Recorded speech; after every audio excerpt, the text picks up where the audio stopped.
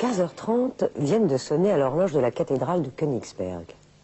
À cette heure précise, M. Kant sort de chez lui et, comme chaque jour, il devrait faire sa promenade le long de l'allée bordée de tilleuls. Or, en ce jour de l'été 1789, chose curieuse, on le voit sur la route de Berlin. Il marche à grands pas au-devant du courrier qui apporte les nouvelles. Il se passe quelque chose pour que M. Kant change à ce point ses habitudes. C'est que si tout est bien tranquille dans cette ville de Prusse orientale, de formidables événements sont en train de secouer la France et Paris. Une révolution, paraît-il. M. Kant veut en avoir le cœur net. Il veut être le premier à lire ce qu'en rapportent les gazettes.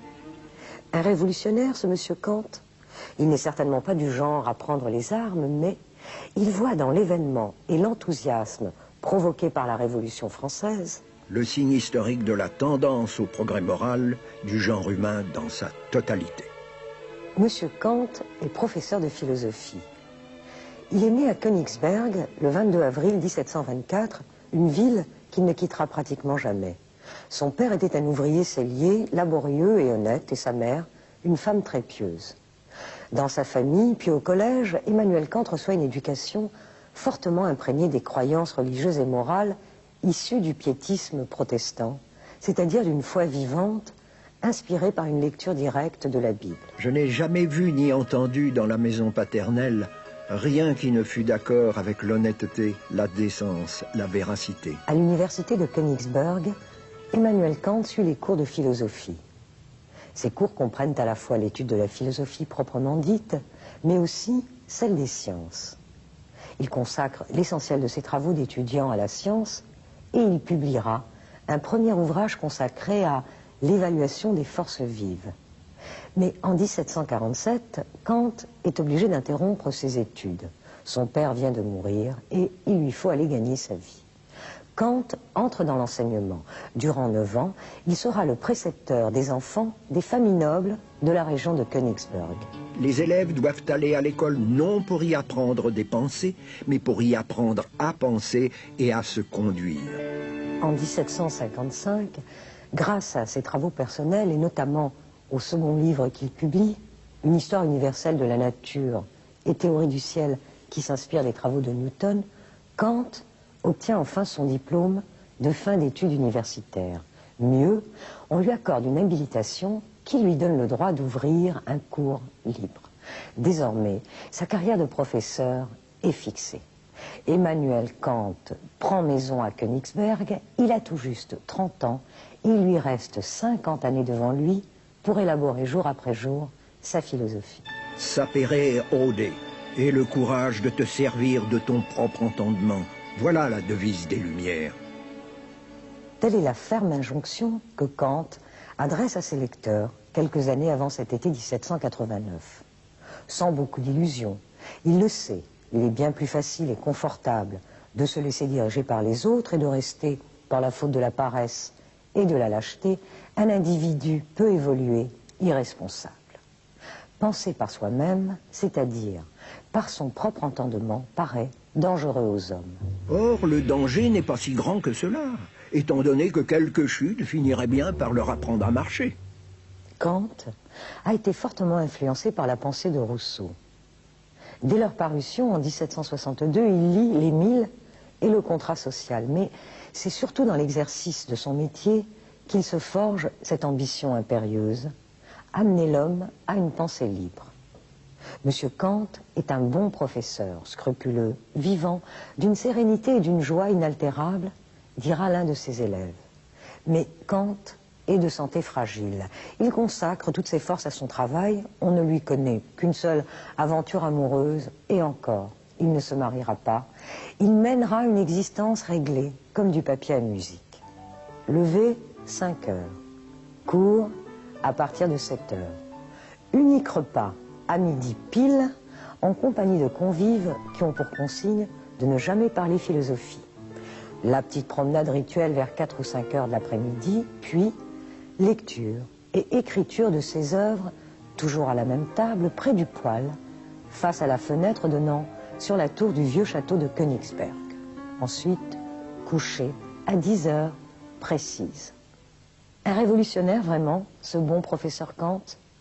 Un révolutionnaire de la pensée certainement, comme le fut dans le domaine des sciences, et 2 siècles auparavant, un certain Copernic. On a admis jusqu'ici que toutes nos connaissances devraient se régler sur les objets. Que l'on cherche une fois si nous ne serions pas plus heureux dans les problèmes de la métaphysique, si nous supposions que les objets se règlent sur notre connaissance. Il en est ainsi de la première idée de Copernic. Voyant qu'il ne pouvait venir à bout d'expliquer les mouvements du ciel en admettant que les étoiles tournaient autour du spectateur, il chercha s'il n'y réussirait pas mieux en supposant que c'est le spectateur qui tourne et que les astres demeurent immobiles. Renverser l'ordre de la connaissance. Cette révolution, il aura fallu à Kant de longues années pour l'élaborer. De longues années durant lesquelles il a continué d'étudier les sciences. Il a publié beaucoup d'ouvrages sur des sujets aussi divers que les marées, les volcans de la Lune, les tremblements de terre, la cosmologie, les races humaines, les syllogismes et même les maladies de la tête. C'est seulement en 1781, Kant est déjà âgé de 57 ans, que paraît sa première grande œuvre philosophique, la critique de la raison pure. Kant s'interroge sur l'état de la métaphysique face à l'état des sciences. Pour lui, les mathématiques, la physique et la logique sont de véritables sciences, mais la métaphysique, elle, traîne et paraît loin derrière, malgré tout l'intérêt que les hommes lui portent, et pour cause. Elle est plus ancienne que toutes les autres. Elle subsisterait quand bien même toutes les autres seraient englouties dans le gouffre d'une barbarie entièrement dévastatrice. Kant souhaite étayer la métaphysique sur des bases nouvelles. Pour cela, il pose une question. Qu'est-ce que c'est que connaître? Nous ne connaissons a priori des choses que ce que nous y mettons nous-mêmes. Que veut-il dire? Ça paraît compliqué, mais prenons un exemple. Vous regardez la télé, vous recevez des images. Ces images s'inscrivent dans l'espace et dans le temps, toutes formes que vous portez en vous, qui vous constituent. Elles sont a priori, c'est-à-dire avant toute expérience. Sans ces formes-là, l'espace et le temps, vous ne pourriez pas recevoir ces images. Voilà pour la sensation, mais la sensation seule ne fait pas la connaissance. Pour connaître, nous dit Kant, il faut ramener ces données à une unité. Alors, intervient l'entendement qui traite ces données, selon ses propres règles, un peu, si vous voulez, comme un logiciel d'ordinateur.